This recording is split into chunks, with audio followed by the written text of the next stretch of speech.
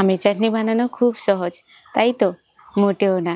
অনুষ্ঠান বাড়ির মতো পারফেক্ট আমের চাটনি বানাতে হলে আপনাকে বেশ কয়েকটা টিপস ফলো করতে হবে।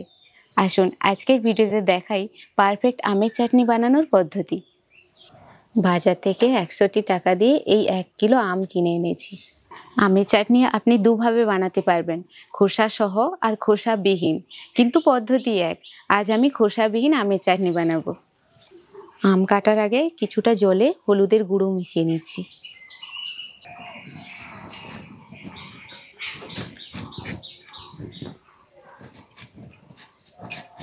আমের খোসা ছাড়িয়ে নিই।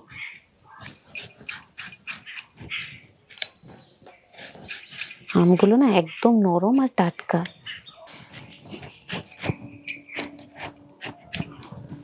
সবে মাত্র আঁঠিটা বসছে।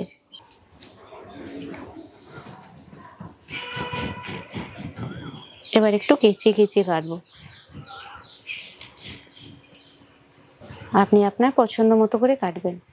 এই হলুদ গলা জলে আমটা রেখে দিচ্ছি। আম চিংড়ি ভাপা রান্নাতে অনেকেই জিজ্ঞাসা করেছিলেন, দিদি আম কোথায় পেলেন?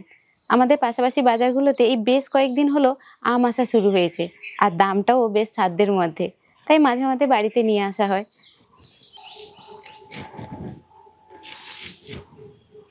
500 গ্রাম আমের চাটনি বানাবো।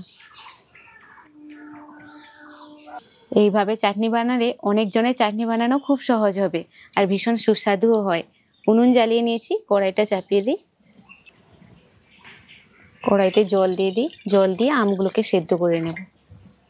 আমের পরিমাণে লবণ দিচ্ছি আর দিচ্ছি অল্প হলুদের গুঁড়ো। এবার আমগুলোকে ভালো করে ধুয়ে নেব। এমনি জলেও যদি রাখতেন তবু আমটা একটু হলেও কালো পড়তো, কিন্তু হলুদ জলে রেখেছিলাম, কি সুন্দর ঝকঝকে কালার এসছে দেখুন। আরেকবার ধুয়ে নিই। জল গরম হলে আমগুলো দেব। এইখানে একটা জিনিস আপনারা খেয়াল রাখবেন, আমটা 50% সেদ্ধ হবে, কিন্তু খোসা সহ যদি করেন আর একটু বেশি সময় সেদ্ধ হতে লাগবে, কারণ খোসাটা একটু শক্ত হয়। জাস্ট 1-2 ফুট আসবেই সঙ্গে সঙ্গে নামিয়ে নেওয়ার চেষ্টা করবেন, নাহলে আম কিন্তু ঘেঁটে যাবে। শুধু হালকা সেদ্ধ হবে, আম কিন্তু ঘাঁটা যাবে না। এইখানে যদি দেখেন যে আমটা খুব তাড়াতাড়ি সেদ্ধ হয়ে যাচ্ছে, গলে যাচ্ছে, তাহলে বুঝবেন আমটা ভীষণ টক, আর সেই অনুযায়ী আপনাদেরকে চিনি মাপ করে দিতে হবে। একটা আন্দাজ মতো জল দেবেন। 500 গ্রাম টক আমের জন্য 450 গ্রাম চিনি দিচ্ছি। আম যদি মাঝারি টক হয় তাহলে 500 গ্রাম আমে 300 গ্রাম চিনি দেবেন, আর খুব বেশি টক হলে 500 গ্রাম আমে 400 থেকে 450 গ্রাম চিনি দেবেন। এটা হচ্ছে একদম পারফেক্ট মাপ। চিনি গলার পর জলের রংটা দেখুন, চিনিতে কি পরিমাণ নোংরা থাকে, এটা যদি না পরিষ্কার করি চাটনির রং ঠিকঠাক আসবে না কিন্তু। তাই এই চিনির জলে 4 চামচের 2 চামচ গরুর দুধ মেশাচ্ছি। চিনির মধ্যে যা ময়লা আছে সব টেনে বের করে আনছি। এই দেখুন কত ময়লা বেরোচ্ছে, এটা তুলে নিই। এই দেখুন কত নোংরা, পরিষ্কার না করলে চাটনির সঙ্গে এটাও আমাদেরকে খেতে হয়। এবার ভালো করে ফুটিয়ে নিয়ে আমগুলো দিয়ে দিতে হবে। এবার এর উপরে 2-4টে পানমৌরি আর অল্প জিরে, গোটা জিরে, একটা শুকনো লঙ্কাকে কেটে এইভাবে দিলাম, আর একটা তেজপাতা।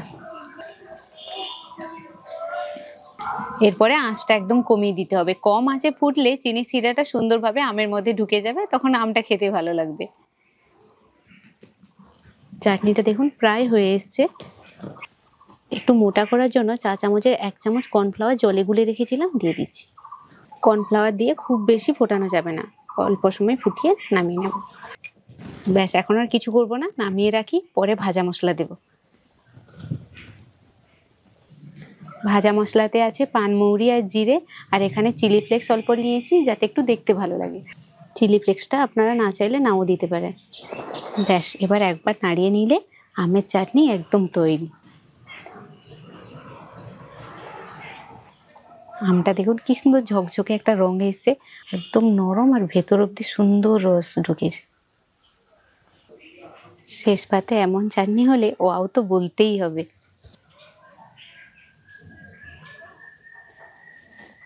সব রান্নাই সহজ, কঠিন তখনই মনে হয় যখন আমরা কোনো রান্না পারফেক্টভাবে করতে চাই। সত্যি কথা বলতে কি, আমের চাটনি এত ছোট রান্না হওয়া সত্ত্বেও যদি পারফেক্টভাবে করতে যান না, অনেকটা কষ্ট হয় আর অনেকগুলো ছোটোখাটো জিনিস জানতে হয়।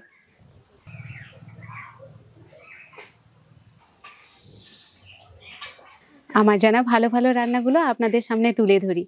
এবার আমিও আপনাদের থেকে অনেক রান্না শিখবো।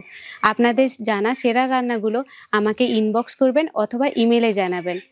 রান্না করে আমি বাড়িতে দেখব, যদি খুব ভালো খেতে হয় আপনাদের মাঝেও তুলে ধরবো। সবাই খুব ভালো থাকবেন, সুস্থ থাকবেন। আজকের মতো টাটা।